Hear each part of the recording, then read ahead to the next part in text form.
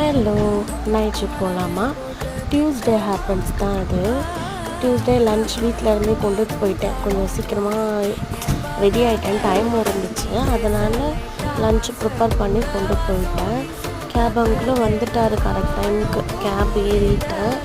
Gap ஏறி check out பண்ணிவிட்டு ஆஃபீஸும் reach ஆகிட்டோம். 4:20க்கெலாம் கரெக்டாக நம்மளோட டைமிங் 4:20 4:20 to 4:25க்கெலாம் நம்ம ஆஃபீஸ் ரீச் ஆகிட்டோம்.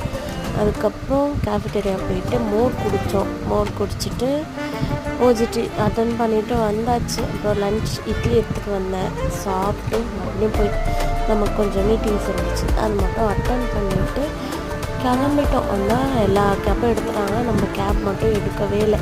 எல்லா கேப்பும் போடுறது வேடிக்கை பார்த்துட்டு இருந்தோம் கொஞ்சம் நேரம்.